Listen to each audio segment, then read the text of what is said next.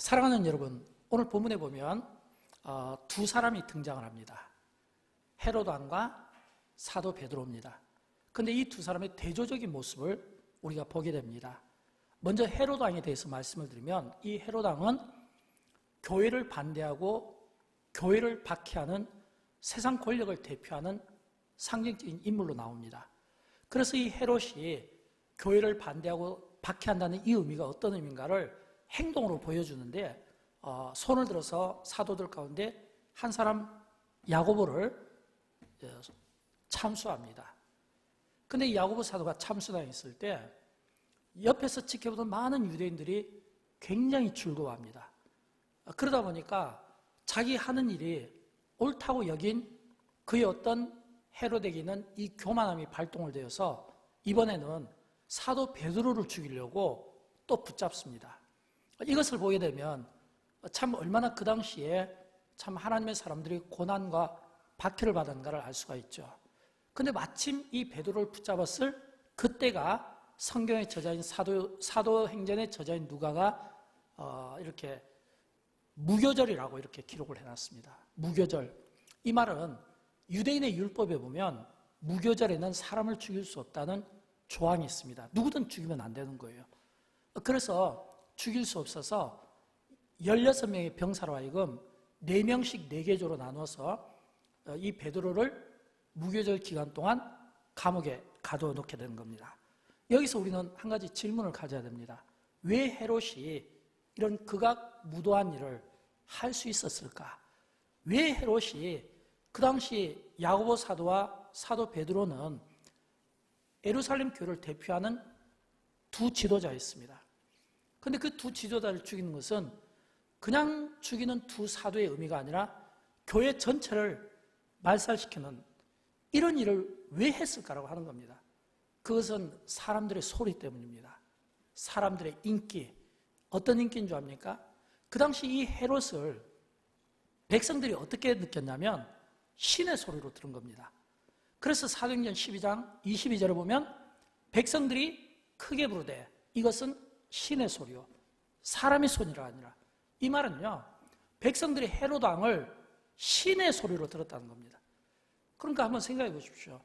지금 사람들이, 그 백성들이, 군중들이 자기를 신의 소리로 들었는데 이쯤 되면 이 헤롯이 그 당시 얼마나 우쭐대고 얼마나 교만과, 그리고 얼마나 그가 참 이렇게 거센 이런 행동을 했겠냐라고 하는 것입니다. 여기에 대해서 대조적으로 이번에는 베드로의 모습을 한번 보겠습니다. 그럼 베드로는 어떤 모습일까요? 여러분, 베드로는요 감옥에 갇힌 신세가 되었습니다. 그래서 오늘 본문 3절을 보면 나오잖아요. 유대인들이 이 일을 기뻐하는 것을 보고, 그래서 이제 베드로를 잡았는데 때는 무교절 기간이라. 여기서 때는 무교절 기간이라 라는 이 표현은 베드로가 무교절 기간이기 때문에 죽지 않았다는 겁니다. 만약 사도 베드로가 무교절 기간만 아니었으면 똑같이 야고보처럼 참수를 당했을 건데 무교절 기간이기 때문에 아직은 죽지 않았다는 것을 우리에게 보여주고 있다는 겁니다. 그러면 우리는 여기에서 좀 상상할 수가 있어야 되죠. 어떤 상상이냐면, 여러분, 하나님은 죽은 자의 하나님이 아니라 산 자의 하나님이잖아요. 인간의 생사권을 가지신 하나님이시잖아요. 그렇다면 때는 무교절이라 이 이야기는 지금 이 사도행전을 기록하는 저자 누가가 뭔가 일어날 일을 예측하고 상상력 가운데 기록했을 것이고, 또 이런 생각도 해볼 수가 있죠. 때는 무교절이라. 그러면 베드로는 그가 감옥에 앉아서 무슨 생각을 했을까라고 하는 겁니다. 예수님을 생각했을 겁니다.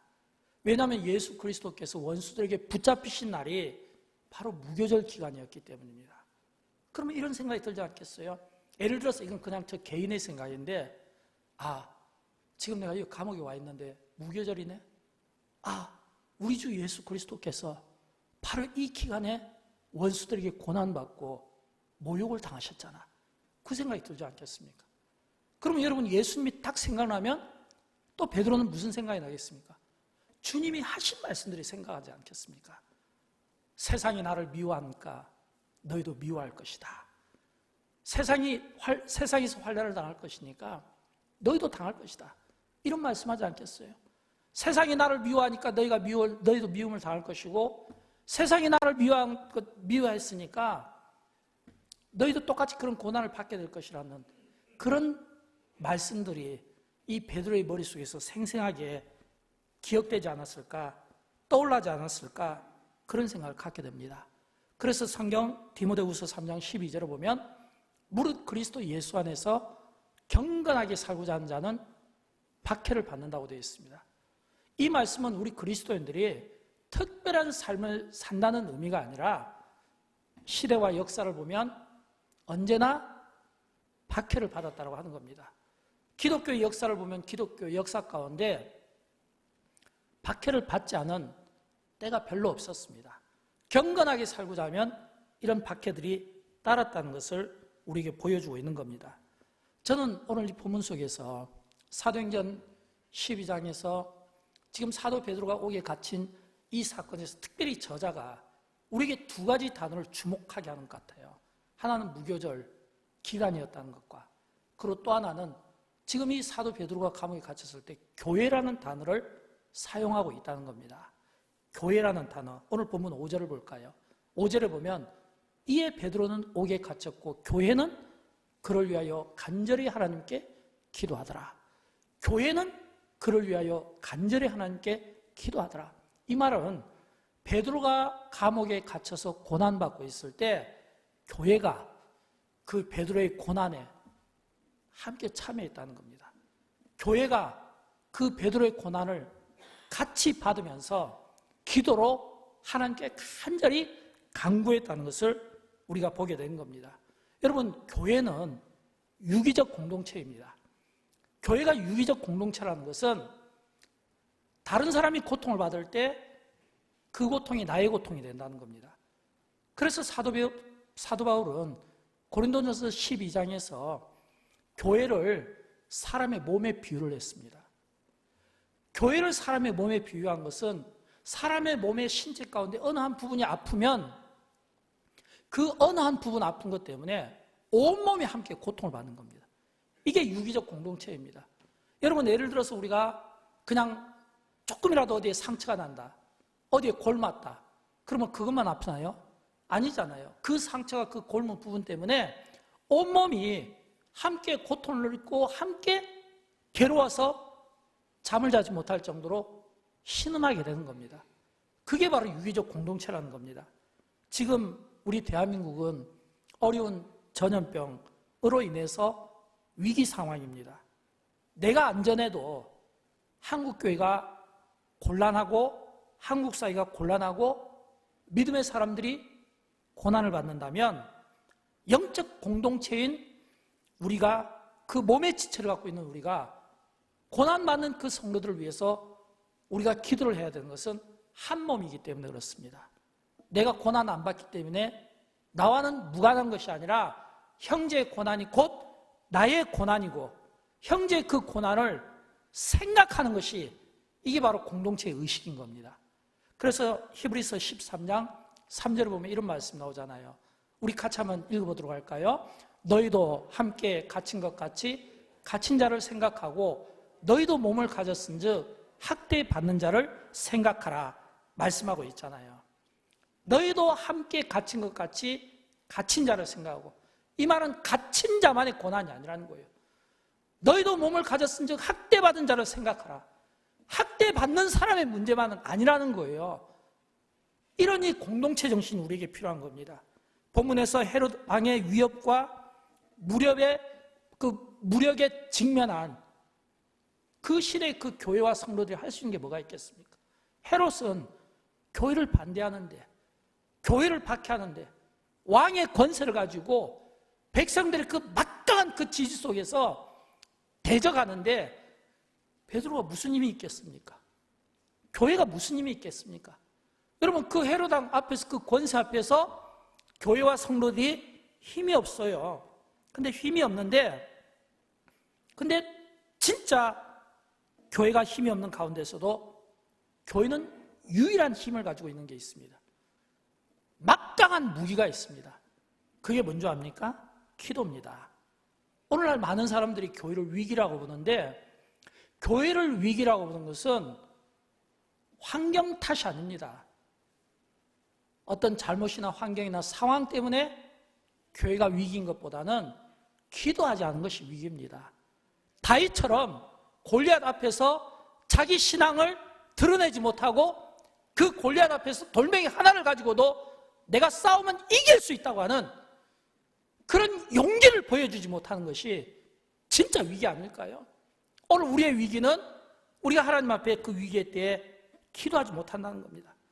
여러분, 다윗이 골리앗과 싸울 때 그가 사울 왕의 갑옷을 갖고 싸운 게 아니잖아요. 골리앗처럼 칼과 단창을 가지고 싸운 것이 아니잖아요. 오히려 다윗은 칼과 단창과 그리고 그 갑옷을 입은 사람들을 부끄럽게 만들었습니다. 왜요?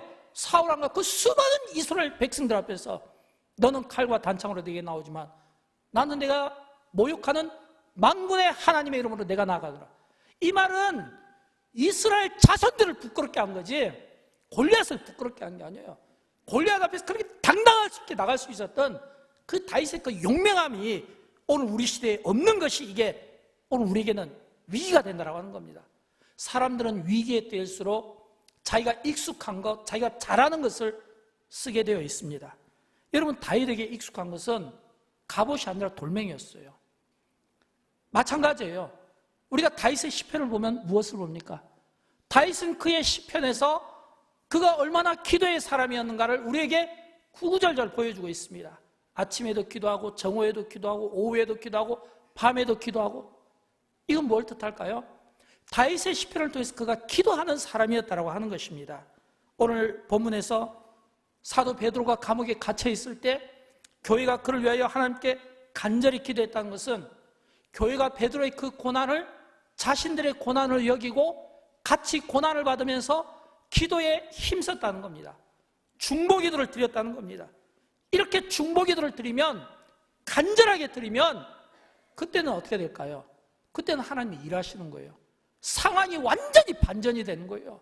오늘 이 사도행전 12장에 있는 이 말씀은 몇몇 되지 않는 소수의 그리스도인들이지만, 힘없어 보이는 그리스도인들이지만, 그러나 그 힘없어 보이는 그 그리스도인들, 그 교회가 함께 기도하였을 때 하나님께서요 역사하신 거예요. 어떻게 역사한 줄 압니까? 기도를 하니까 놀랍게도 그들에게 기도에 응답을 주시며 상황을 다 완전히 반전시키는 거예요. 두 가지로 기도 응답을 주십니다. 첫 번째 기도 응답은 평안입니다. 저는 이 본문에서 베드로의 모습을 보면서 그의 달라진 모습을 보게 됩니다. 왜냐하면 베드로가요, 그가 예수 그리스도께서 원수들에게 붙잡히시던 그 무교절 때는요 어떤 태도를 취했습니까? 비겁한 태도를 취한 겁니다. 예수 그리스도를 부인하고 저주하고 도망갔잖아요. 그런데 오늘 본문에 보면 이 베드로가 굉장히 편안해 보이는 모습을 볼 수 있습니다. 왜냐하면 잠을 잤다고 되어 있거든요. 여러분, 위기의 때는 절대 잠을 못 자요. 근데 여기 보면 본문 6절에서 헤롯이 잡아내려고 하는 그 전날 밤에, 그 전날은 어떤 날이냐면 이제 무교절 절기가 끝나는 마지막 날입니다. 그럼 마지막 날 밤에 베드로와 두 군인 틈에서 두 쇠사슬에 매여 누워 자는데 이렇거든요. 파수꾼들은 밖에서 끼고, 그러면 어둡칙칙한 그 감옥에서 몸은 다 이미 쇠사슬에 매여 있고 거기다 또 두 군인들이 또 옆에서 딱 껴안고 있고 밖에서는 또 옥문을 또 지키는 파수꾼들이 있고, 여러분 이런 상황에서 어떻게 단잠을 잘 수 있겠어요? 이런 상황에서 어떻게 잠을 잘 수 있겠냐 이거예요. 해만 뜨면 몇 시간 후면 이들 자기도 야고보 사도처럼 참수당할 수 있는 가운데서 그가 고요하게 잠을 잘 수 있었다는 것은 그 심령이 평안했다는 겁니다. 여러분, 누가 평안할까요? 아마 분명 그는 예수님을 부인했던 일로 마음의 괴로움을 가지고 하나님께 회개하고 또 용서를 구하고 용서받은 자의 변화받은 기쁨 삶 가운데 그가 복음을 증가하다가 이 헤롯이 그걸 좋게 여기지 못하고 죽이고 싶은 마음이 들지 않았겠냐는 거예요. 그만큼 헤롯이 세상 권력을 대표하는 교회를 반대하고 대적하는 자가 죽이고 싶을 정도로 이 베드로는 바뀐 삶을 살아가고 있다는 거예요. 이 베드로는 당당한 삶을 살아가고 있다는 거예요. 그래서 그가 편안한 단잠을 잘 수 있었다라고 하는 것입니다. 여러분, 성경에 보면 하나님께서 우리에게 주시는 복 중에 하나가 뭐냐면 편안히 잠을 잘 수 있다는 겁니다. 시편 3편 5절 말씀, 내가 누워 자고 깨었으니 여호와께서 나를 붙드심이로다. 또 시편 4편 8절에 보면 내가 평안히 눕고 자기도 하리니 나를 안전하게 살게 하시는 이는 오직 여호와시니. 또 시편 127편 2절에 보면 여호와께서 그의 사랑하는 자에게는 잠을 주시노도다. 그럼 여러분 이 말씀들을 이 사도행전 12장 말씀과 오버랩을 하면 이런 뜻 아니겠어요? 하나님께서 베드로를 강한 팔로 붙들고 계시고 하나님께서 그를 사랑하시니까 그가 편안한 단잠을 자지 않았겠나라고 하는 겁니다. 사랑하는 여러분, 위기의 때에 내가 평안히 누울 수 있다는 것, 위기의 때가 내가 편안한 단잠을 잘 수 있다는 것, 이거는 복 중의 복입니다. 여러분, 위기의 때에 우리가 가장 경계해야 될 최고의 적은 무엇일까요? 그것은 외부의 적이 아닙니다. 최고의 적은 상황이 아닙니다. 내일이 아닙니다. 내 안에 있는 두려움입니다. 이게 위기의 때 가장 큰 적이에요. 내 안에 있는 두려움, 내 속에 있는 이 두려움이 나를 위축하게 만들고, 이 두려움이 내 가슴을 벌렁벌렁하게 만들고, 이 두려움이 잠을 자지 못하게 만들고, 이 두려움이 염려를 만들어내고, 이 두려움이 사람에 대한 기피증을 만들어내고, 이 두려움이 많은 의심들을 만들어내는 거예요. 가장 위기의 시대에 가장 큰 적은 다른 데 있는 게 아니에요. 내 안에 있는 두려움이에요.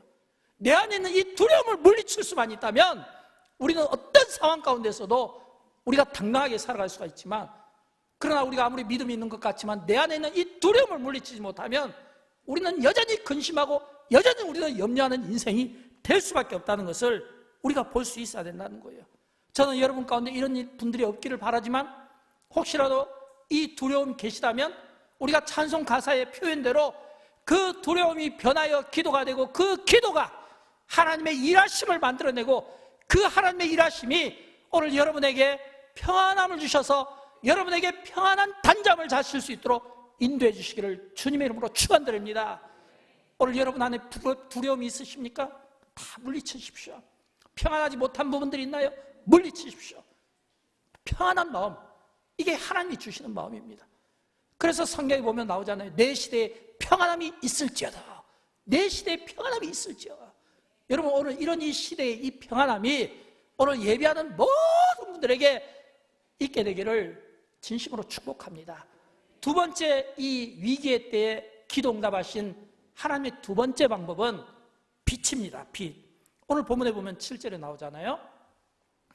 호련히 주의 사자가 나타나매 옥중에 광채가 빛나며, 이렇게 되어 있어요. 야, 이거 진짜 기가 막힌 말씀 아니에요?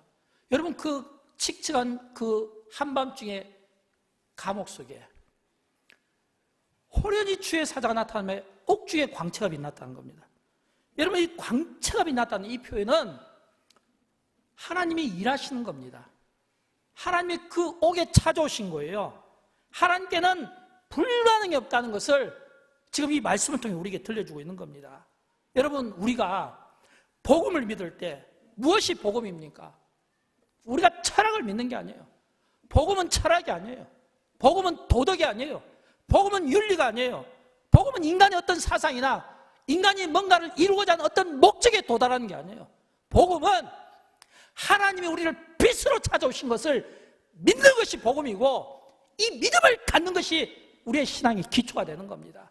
복음은요, 하나님이 우리를 빛으로 찾아오신 거예요. 그래서 창세기 1장 1절에 보면 태초에 말씀이 계시니라, 창세기 1장 2절에 보면 흑암 중에, 창세기 1장 3절에 보면 하나님이 말씀하시기를 빛이 있으라니까 빛이 있었잖아요. 빛으로 세상에 찾아오신 하나님. 요한일서 1장 5절에 보면 하나님은 빛이니라, 그에게는 어둠이 조금도 없으시다고 우리에게 말씀하고 있는 이 빛이 베드로를 찾아오신 겁니다. 여러분, 하나님께서 이 빛으로 모세를 만나주신 것을 기억하시기 바랍니다. 모세가 그 따가운 그 사막의 한가운데 시내산에 있어요. 그 조그마한 떨기나무지만 꺼지지 않는 그 타는 불꽃 가운데서 모세를 만나주시고 거기에 사명을 주셨잖아요. 빛은 바로 이런 겁니다. 빛과 어둠은 반대 개념이잖아요. 어둠은 우리를 죄짓게 만들고, 어둠은 우리를 악한 곳으로 인도하고, 어둠은 우리의 영을 미혹하게 만듭니다. 모든 죄의 요소가 그 어두운 데서 시작되고, 모든 병균은 어둡고 습한 데서부터 시작합니다. 반면에 빛은 하나님의 거룩입니다. 하나님의 영광입니다. 하나님의 능력입니다. 그러므로 빛이 있는 곳에는 어둠이 물러가게 되어 있고, 빛이 있는 곳에는 치료하는 역사가 있게 된다고 하는 겁니다. 여러분 한번 상상을 해보십시오. 그 어둡고 칙칙한, 이제 자기가 이제 곧 죽게 되는 그런 절박한 상황에서 베드로에게 빛으로 찾아오신 하나님을 한번 상상해 보세요. 빛으로 찾아오신 하나님께서 천사와 함께 이 베드로를 그 빛으로 그 어두운 감옥 가운데서 길이 되어주시고, 빛으로 그 빛을 인도 삼아서 베드로의 걸음을 인도하시고, 빛이 가는 곳마다 옥문이 열리고 감옥문이 열려서 이 베드로가 그 빛의 인도하심을 받아서 이 나오는 진짜 기가 막힌 이 영광스러운 이 스릴 있는 이 장면을 한번 상상을 해보시기 바랍니다. 얼마나 멋진 그 장면들을 우리가 상상할 수 있겠습니까? 지금 빛으로 찾아오신 하나님께서 베드로의 삶 가운데 일을 하신 것처럼 저는 그런 소망을 가졌으면 좋겠어요. 희망 없는 베드로, 어쩌면 곧 죽을지 모르는 그런 순교의 마음을 가진 베드로, 빛 대신 하나님이 그를 찾아와 주셔서 그의 길을 인도해 주시고 그에게 빛된 광명을 보게 했던 것처럼 오늘 어둡고 죄와 어둠 속에 사로잡혀 있는 이 땅 가운데 빛 대신 주님이 찾아와 주셔서 그 빛의 영광 가운데 오늘 우리의 어둠을 물리쳐 주시고 우리의 두려움을 물리쳐 주시고 우리 안에 있는 모든 죄악의 요소들을 다 물리쳐 주시고 빛 대신 주님이 찾아와 주셔서 오늘 한국교회와 한국사회와 이 땅 가운데 절망 가운데 고통받는 모든 사람들에게 희망을 줄 수 있었으면 좋겠어요. 여러분, 빛이 무엇입니까? 빛은요, 치유하는 광선이고 힘있고 능력이 있어요. 저는 그런 의미에서 구약 성경을 닫을 때 하나님께서 마지막 말라기서를 통해서 우리에게 주신 그 말씀을 오늘 우리가 이 시대에 좀 새기며 살았으면 좋겠어요. 여러분, 말라기서에 보면 이런 말씀 나오잖아요. 말라기서 4장 2절 말씀 우리 같이 한번 읽어보도록 할까요? 시작. 내 이름을 너희에게는 공의로운 해가 떠올라서 치료하는 광선을 비추리니 너희가 나가서 외양간에서 나온 송아지같이 뛰리라. 아멘. 오늘 이런 믿음이 필요합니다. 우리가 하나님 앞에 예배하고 기도할 때에 내 이름으로 경외하는 너희에게는 공의로운 해가 떠올라서 그 공의로운 해가 떠올라서 치료하는 광선을 비추리니 너희가 나가서 외양간에서 나온 송아지처럼 뛰노리라. 이 믿음이 필요해요. 오늘 이 말씀의 복이 믿음으로 아멘하는 모든 자들에게 임하기를 주님의 이름으로 축원드립니다. 하나님의 이 공의로운 해가 이 땅 가운데 이 시대 가운데 비춰짐으로 말미암아 치료의 그 광선을 통해서 고난받는 모든 사람들, 숨죽이고 움켜있는 모든 사람들에게 이제는 다시 한번 이 송아지 같은 이런 힘있게 뛰어노는 이런 이 아름다운 이 모습들, 이런 환상이 오늘 우리에게 필요하고 이런 기대가 우리에게 있어야 되지 않겠습니까? 사랑하는 여러분, 언제 이런 기도의 응답이 있을까요? 오늘 성경은 보면 우리에게 하나님의 기도의 응답의 때를 보여주신데 하나님께서 언제 그 응답의 때를 보여주시냐면 6절에 보면 헤롯이 잡아내려고 하는 그 전날 밤에, 그 전날 밤은 베드로에게는 마지막 밤이거든요. 그렇다면 우리는 이렇게 생각할 수 있잖아요. 하나님이 일하실 때 그 일은 마지막 때라는 겁니다. 성경을 보면 실제로 성경 속에서 하나님께서 일하실 때 보면 대부분 다 그런 건 아니지만 많은 경우 하나님의 일하심은 기도하는 성도들을 통해서 응답하시고 그때가 주로 끝부분에서 클라이막스 부분에서 일하시는 그런 장면들을 우리가 많이 보게 됩니다. 무교절 때 하나님은 일하실 수 있어요. 첫날에도 일하실 수 있고 중간날에도 일하실 수 있어요. 그런데 왜 하나님께서 마지막 날을 택하셨을까라고 했을 때 저는 그런 생각도 한번 가져봅니다. 하나님께서 이 마지막 때 택하신 것은, 이 베드로에게 일하신 것은, 헤롯이 베드로를 죽이기 직전에 일하신 것은 두 가지를 한번 생각해 보았습니다. 하나는 마지막 순간까지 두셨다가 원수의 때에 원수의 패배와 당혹감을 극대화시키기 위해서 하셨을 것이라고 생각합니다. 여러분, 원수들은 아마 이렇게 생각했겠죠. 야고보 사도가 죽으니까 얼마나 즐겼겠습니까? 또 야고보 사도가 죽으니까 사람들이 이제는 헤롯 왕을 신의 소리를 불렀잖아요. 얼마나 그의 교만함이 넘쳤겠습니까? 힘없이 죽어가는 그 야고보 사도를 보면서, 힘없이 죽어가는 그 베드로를 보면서 그들은 얼마나 즐기겠습니까? 아마 그들은 베드로 참수 현장에 모여서 이야기하겠죠. 야, 이제 끝났다. 예루살렘의 두 기둥인 야고보와 베드로가 죽으면 교회는 무너지겠지. 이제 성도들은 다 흩어지겠지. 그런 생각이 있지 않았을까요? 그들이 베드로 감옥에 갇혀놓고 비웃고 조소하고 조롱할 때에, 여러분 시편에 보면 이런 말씀이 나와요. 시편 2편 4절에 보면 하늘에 계신 이가 웃으심이시여 주께서 그들을 비웃으시리로다. 저는 이 표현이 참 마음에 듭니다. 하늘에 계신 이가 웃으시며 주께서 그들을 비웃으시리로다. 사도 베드로를 조소하는 그 헤롯과 그 유대인들을 결정적인 순간에 상황을 역전시키시는 하나님의 모습을 우리가 보게 되는데, 여러분 헤롯이 죽잖아요. 베드로가 죽는 게 아니라 헤롯이 죽는 거예요. 아마 이 대목은 저보다 주일학교 선생님들이 더 잘 알을 것 같아요. 주일학교 선생님들이 설교할 때 이렇게 바디 모션을 이렇게 랭귀지를 써가면서 굉장히 스릴 있게 잘할 것 같아요. 헤롯이 어떻게 죽었습니까? 벌레에 먹혀 죽었습니다. 헤롯이 베드로를 죽이려고 했는데 헤롯이 벌레에 먹혀 죽은 거예요. 이 말은 하나님께서 헤롯을 끝까지 놔두시고 베드로에게 고난을 주셨다가 성도들의 그 기도를 받으신 하나님께서 결정적인 순간에 일을 하실 때 베드로는 빛으로 구원하셨지만 헤롯은요, 세상 권력을 다 거머쥘 것 같았던 그가 사도행전 12장 23절에 보면 벌레에 먹혀 죽습니다. 저는 이 벌레에 먹혀 죽는다는 이 의미를 제가 좀 약하게 설명할 수 있을 것 같은데 한번 여러분 상상해 보십시오. 기가 막힌 반전이잖아요. 그러니까 하늘에 계신 이는 웃고 주께서 그를 비웃는다는 이 표현이 적절하지 않나, 이런 생각을 갖게 되는 겁니다. 하나님은 이처럼 마지막 순간에 일하시는 경우가 많습니다. 왜일까요? 두 번째, 이런 이유 때문일 거라고 생각합니다. 믿음을 테스트하고 검증하기 위해서입니다.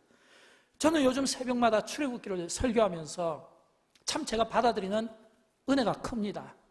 왜냐하면 출애굽기에 나오는 이스라엘 자손들을 보면 진짜 행복하면서 진짜 어리석다는 생각을 많이 갖습니다. 행복하다는 것은 우리하고 다르게 하나님의 기적을 얼마나 많이 봅니까? 여러분 이스라엘 자손들이 하나님의 기적을 얼마나 많이 봤습니까? 출애굽할 때 애굽에서 10가지 재앙을 일으키는 기적을 보았죠. 홍해바다 앞에서 가르는 기적을 보았죠. 또 애굽 군대를 수장시키는 기적을 보았죠. 또 마라에서 쓴물을 먹고 복통이 나서 다 죽는다고 할 때 치료하시는 하나님의 기적을 보았죠. 또 반석에 깨트려서 물을 주는 기적을 보았죠. 배가 고플 때 떡을 주는 기적을 보았죠. 얼마나 기적을 많이 봤습니까? 그런 기적들을 보면서도 이스라엘 자손들은 계속해서 불평하고 원망합니다. 언제까지 불평하고 원망하냐면 내가 목마를 때 물을 마실 때까지, 내가 배고플 때 만나가 내 속에 들어올 때까지, 내가 홍해바다를 건널 때까지는 이 불평과 원망이 끊임없다 이 말이에요. 하나님에 대해서 불평하고 모세에 대해서 불평하고 아론에 대해서 불평하고. 근데 성경에 보면 여호와께서 시험하실세, 홍해바다 앞에서 여호와께서 시험하실세, 만나 앞에서 여호와께서 시험하실 때, 그들이 목이 마르다고 불평할 때 여호와께서 시험하실세, 여호와께서 시험하셨다는 말씀이 계속 반복되는 것을 보면서 그런 생각을 해봅니다. 아, 하나님께서 저들에게 고난을 주실 때, 저들에게 기적을 베푸신 것은 이거는 영광인데, 그럼에도 불구하고 저들이 그 기적 가운데 불평하고 원망한 것은 여호와께서 시험하실세, 그걸 알았더라면 좀 새로운 믿음의 반응이 있지 않았겠냐라고 하는 겁니다. 여호와께서 시험하실세, 왜 시험하셨을까요? 보고 싶었을 겁니다. 얼마나 하나님을 신뢰하는지, 믿음이 있는지, 그 믿음을 지키는지를 보고 싶었을 겁니다. 여러분 성경에서 하나님께서 이스라엘 백성들이 고난받을 때 홍해를 가르고 마라의 앞에서 치료하시고 떡을 주고 물을 준 것은 그들의 불평 때문이 아니었어요. 그들이 막 데모해서 준 게 아니에요. 필요하니까 준 거예요. 지금 물을 안 마시면 안 되는 상황이기 때문에 준 겁니다. 지금 떡을 먹지 않으면 안 되는 상황이기 때문에 준 겁니다. 그들이 불평하고 원망해서 준 게 아니라는 거예요. 필요해서 준 거예요. 그러나 하나님은 원망도 들으시고 불평도 들으시고 그들의 기도도 들으셨어요. 그러면서 시험하고 계셨던 거예요. 그처럼 하나님께서 우리에게도 이런 시험하실 수 있다는 이런 영적인 관점에서 한번 생각해 봤으면 좋겠어요. 사랑하는 여러분, 나무가 튼튼한 것은 바람 때문 아니겠습니까? 바람이 세차게 불면 불수록 나무는 그 끈질긴 생명력을 지키기 위해서 계속해서 땅속으로 뿌리를 내리고 튼튼해지는 겁니다. 나무가 수십 년, 수백 년 동안 살 수 있는 것은 바람과 태풍의 영향 때문이라고 합니다. 그런 것처럼 하나님께서는 우리를 강한 용사로, 강한 군대로 하나님의 사람으로 쓰시게 하여 때로는 우리에게 이해할 수 없는 어떤 어려운 문제들을 끊임없이 우리에게 줄 때가 있어요. 그때마다 우리는 왜 이럴까? 왜 이럴까? 왜 나만 고난받을까? 왜 우리 시대가 고난받을까? 우리는 끊임없이 원망하고 불평하고 남에게 책임을 전가시키고 있지만, 그러나 그 이전에 우리가 좀 더 생각해 봐야 될 것은 그런 어려운 문제 앞에서 하나님이 그 관심이, 그 눈이 죄인에게 향하지 않냐고 의인에게 향하고 있다는 것을 믿는 믿음을 가지고 있다면, 오늘 그 위기의 때에 하나님이 오늘 우리에게 정말 보고 싶어하는 것은 무엇일까? 장로님이 기도하신 것처럼 오늘 이것이 회개의 문제라면 우리가 하나님 앞에 회개해야 되는 것이고, 우리가 바르게 살아야 되는 문제라면 바르게 살아야 되는 문제이고, 오늘 이 위에 앞에서 하나님이 오늘 한국교회 하나됨과 성도들의 기도를 보고 싶다면 기도해야 되는 문제가 아닌가라고 하는 것입니다. 사랑하는 여러분, 요즘 많은 사람들이 일상의 삶을 그리워하고 있습니다. 역으로 이야기하면 우리가 그만큼 일상의 삶에서 감사하지 못했다는 거예요. 우리가 일상의 삶을 그리워하는 것은 하나님께서 우리에게 그 일상의 삶을 주었을 때 우리가 바로 살지 못했다는 것을 우리가 철저히 회개하고 돌이킬 필요가 있습니다. 나라가 어렵고 위기일수록, 난세일수록 영웅은 등장하게 되어 있습니다. 지금 우리 대한민국의 영웅은 의료진인 것 같아요. 자기 몸을 아끼지 않냐고. 그분들에게도 가족은 있을 텐데, 그분들에게도 자녀가 있을 텐데, 그분들에게도 일상의 삶은 있을 텐데, 공무원들인 것 같아요. 의료진들, 공무원들, 이론도 빚도 없이 수고하는 많은 분들이 계시고, 그분들은 분명 오늘 우리 시대의 영웅인 것은 맞습니다. 그러나 여러분, 한편으로는 하나님께서 이런 어려운 위기의 시대에 오늘 우리 한국교회 성도들에게도 뭔가 보고 싶어하는 모습이 있지 않겠습니까? 뭔가 우리에게도 보고 싶어하는 모습이 있지 않겠냐 이거예요. 어려운 때일수록 위기에 처해진 그리스도인들이 할 수 있는 게 뭐가 있을까요? 그 할 수 있는 것을 찾아서 하는 것이 중요합니다. 유럽이 세계 대전을 만나서 그 유럽 전체가 전쟁의 소용돌이 속에서 고통받고 있을 때 영국에 두 목사가 있었습니다. 로이드 존스 목사와 캠벨 모건 목사입니다. 이 두 목사가 그 전란, 그 전쟁의 위기 속에서 유럽이 전쟁에 빠져 있을 때 그들에게 본 것은 다른 문제였습니다. 전쟁의 승패가 아니었어요. 독일 교회의 몰락이었습니다. 두 사람이 가만히 보니까 지금 독일 교회가 몰락이 되었다는 거예요. 왜냐하면 히틀러가 전쟁을 일으켰으니까 다 그냥 젊은 사람들 전부 다 군대로 다 징집했을 거 아니에요. 교회가 텅텅 비고 예배드린 사람들이 없으면서 교회가 몰락한 그 모습을 보면서 이 두 목사가요, 무슨 생각을 하냐면 이 독일 교회 몰락이 곧 영국 교회 몰락이 될 거라고 하는 위기의식을 갖게 된 겁니다. 영적으로 이걸 예민하게 받아들인 겁니다. 영적으로 위기의식을 갖게 되면서 이 로이드 존스 목사와 캠벨 모건 목사가 둘이 자기들끼리 이렇게 의견을 나눈 거예요. 이 위기의 시대에 영국 교회를 살고 영국을 살릴 수 있는 방법은 하나님 앞에 우리가 할 수 있는 것은 설교와 기도밖에 더 있겠냐고. 그래서 그들이 웨스트민스터 그 성전에 들어가서 두 사람이, 로이드 존스 목사가 한 달 동안은 낮 설교하고 캠벨 모건 목사가 밤 설교하고, 또 한 달 동안은 캠벨 모건 목사가 낮 설교하고 로이드 존스 목사가 밤 설교하고, 그들이 웨스트민스터 그 성전에서 한 달씩 번갈아가며 주일낮과 주일밤 설교를 통해서 이 설교와 말씀을 통해서 어떤 일이 났냐면 그 위기의 그 시대에 전쟁 때, 전란 때 다 사람들이 전부 위기 때 뿔뿔이 흩어졌잖아요. 모이기 시작한 거예요, 성전으로. 그래서 그들이 기도하게 된 겁니다. 그 기도의 그 불쏘시개가 영국교회를 부흥하게 만들었고, 영국교회를 세계에서 가장 선교하는 많은 교회로 만들었고, 지금 유럽에 가면 그래도 아직 남아있는 교회는 영국교회잖아요. 그 위기의 때에 그 두 목사의 그 시대를 보는 그 관점이 흩어졌던 위기의 그리스도인들을 오히려 하나님이 일하시도록 기도의 불쏘시개로 만들었다는 것을 기억했으면 좋겠습니다. 사랑하는 여러분, 우리 대한민국은 힘든 시기를 보내고 있습니다. 지금 위기의 때입니다. 여러분, 이 위기의 때에 우리 그리스도인들이 무엇을 할까요? 앞에서도 여러 번 반복했지만 위기의 때일수록 우리가 가장 잘하는 것을 하는 것이 중요합니다. 국가가 가장 잘하는 거 있잖아요. 의료진이 가장 잘하는 거, 운전하는 사람이 가장 잘하는 거, 그런 것처럼 우리 그리스도인들이 잘하는 것은 예배하고 기도잖아요. 이걸 가장 잘하는 거예요.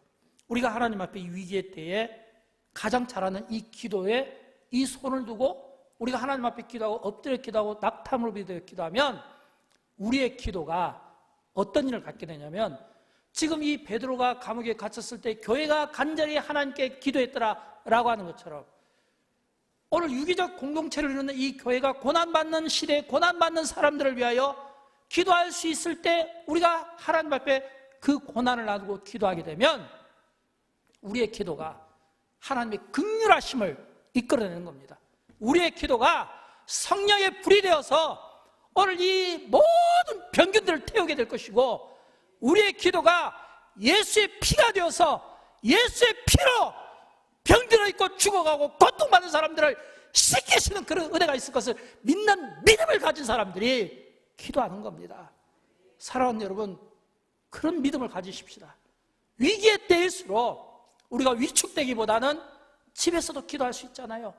우리가 기도하는 곳이 성전이잖아요. 우리가 기도하는 그 가정이 성전이 되는 겁니다. 두세 사람이 함께 있는 곳에 주님이 함께 계신다고 있잖아요. 내가 기도할 수 있는 건강이 있을 때, 내가 기도할 수 있는 환경이 갖춰졌을 때, 오늘 우리의 기도가 오늘 성령의 불을 이 땅 가운데 임하게 해서 모든 제약들도 태워버리고 모든 병균들도 태워오시는 치료의 강선이 이 땅 가운데 있기를 주님의 이름으로 축원드립니다. 우리의 기도가 예수의 피가 되어서 오늘 예수의 피가 모든 병자들, 병균들을 치료하는 능력이 되었으면 좋겠어요. 우리가 찬양할 때마다 예수의 피가 능력이 있다고, 주의 보혈이 능력이 있다고 말하잖아요. 그 능력을 오늘 기도하는 우리를 통해서 보여주십시다. 한국 전쟁 때, 6.25 때 우리 대한민국은 부산 빼놓고는 다 북한군에게 점령당했습니다.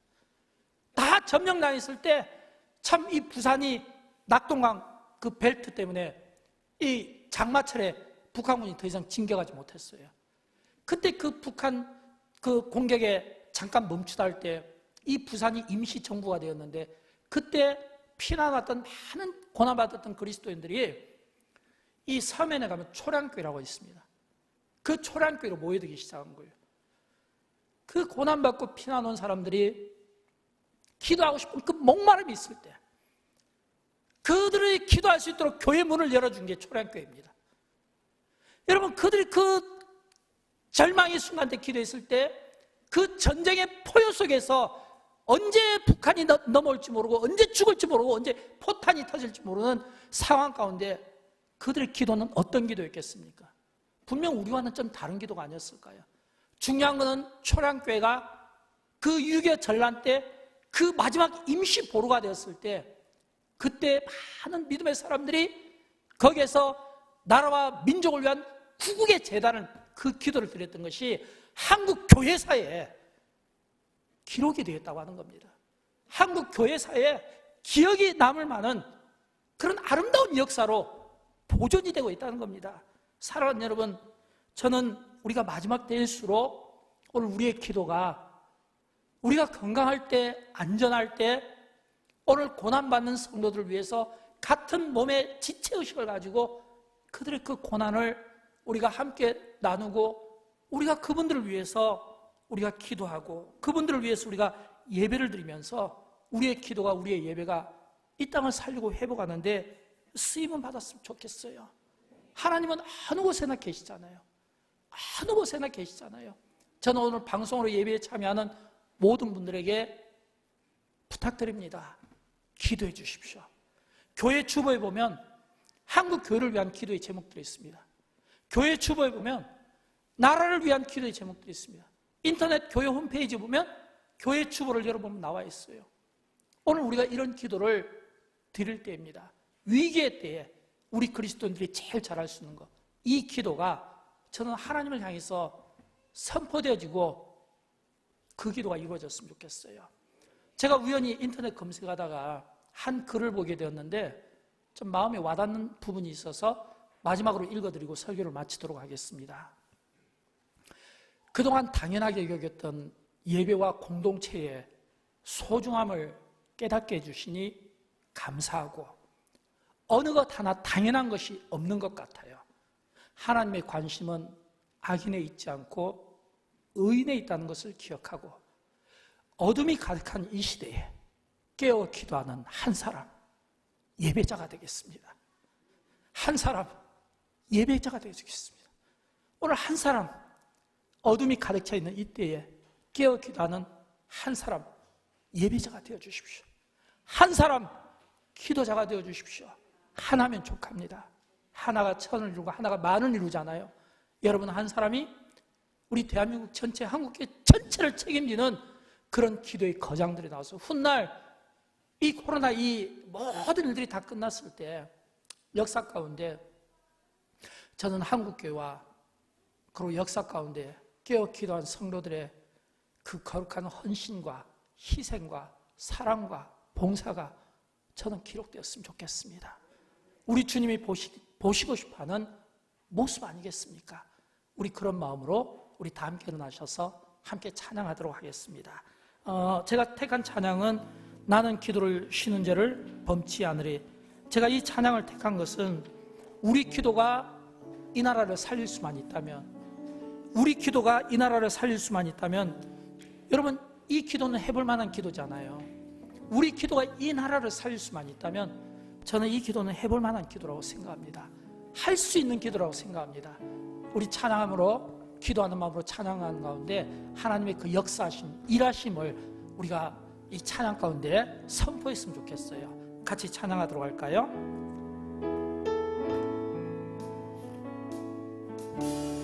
나는 기도를 쉬는 죄를 범치 않으리. 이 나라를 사랑하기에